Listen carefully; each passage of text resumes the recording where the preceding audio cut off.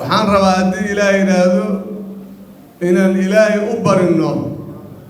walaalahayna reer Falastiin ee cadowga uu ku gardarooday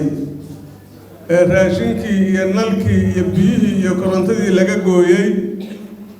ee ciqaabta adag la kulmaayo ee la duqaynaayo la isu kaashaday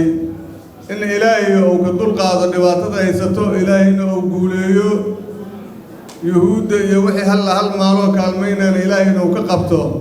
in ilaahay loo baryaan rabaa haddii ilaahay baridiin ducadiina ilaahay waa aqbalayaa maxaa yeelay rasuulka wuxuu yidhi mathalu lmu'miniina fii tawaadihim wa taraaxumihim wa tacaadufihim ka mathali jasad mu'minka kale wuxuu u yaalayna waa jasad waaxid oo kale waayalayna ida ishtakaa minhu cudun tadaacaa lahu saa'ira aljasadi bisahri walxuma haddii caawa xijo ku xanuunayso xijo ama il ku xanuunayso ama ifar ku xanuunayso caawa seexamaysid jirka oo dhan waa soo jeedaa cijay adaa ay xanuunaysa gacanta xagga iska dhig intayda kalena waa seexaa suuragal miya gacantu xagga haddaad dhigta xataa xanuunkeeda waa ku saamaynayaa marka qof dadka muslimiinta dhibaataysan dhibaatadooda inayna saamaysaan rabnaa marka aan ilaahay u barina haddii ilaahay yidhaahdo intaas kadib maanta haddana waa maalintii calanka Soomaaliya waa 12 Oktoobar marka iyaduna Soomaalida waa uga duwan tahay maanta annaguna si gaar ah Madaala Foundation halkan ayaa dadka taagta daran ayaa lagu dabiibayaa marka alxamdulillah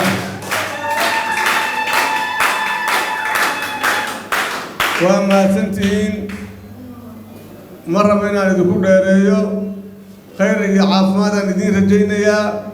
horumar iyo barwaaqaan idiin rajaynayaa dalkaynoo degan oo xasiloon oo khawaarijta ilaahay uu ka guuleeyo ilaahayna uu naga qabto ayaan ilaahay ka baryaynaa dowladda Soomaaliya oo ugu horeeya madaxweynaha Xasan Sheekh Maxamuud ilaahay uu baryaa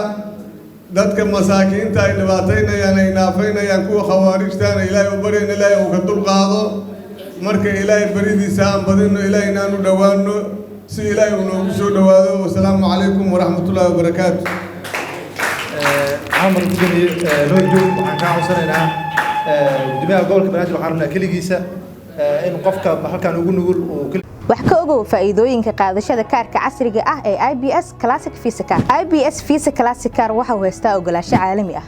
waxa uu ku fududeynayaa inaad si fudud u maamulin karto lacagahaaga meel kasta aad joogtid si ammaan ah xilliyada safarkaaga ha ka walwalin qaadashada lacag cadaan ah IBS Visa Classic Card waxaad ku isticmaali kartaa dunida meel kasta aad u safartid adigoo lacagtaada kala bixi kara ATM-yada yaala adduunka IBS Visa Classic Card waxaad wax ugu iibsan kartaa suuqyada iyo dhammaan dukaamada caalamka sidoo kale wuxuu ku fududeynayaa inaad wax ka iibsan kartid internetka ku horumari xirfadahaaga aqooneed oo wax ka bar internetka adigoo isticmaalaya IBS Visa Classic Card IBS Visa Classic Card wuxuu ku sahlayaa in aad lacagaha aad ka samayso internetka ama kugu soo dhac baybalka uga bixi kartid si fudud oo ammaan ah qaadashada iyo dalbashada kaarka IBS Visa Classic Card waa in ka yar 5 daqiiqo booqo xarunta kugu dhow ee IBS Bank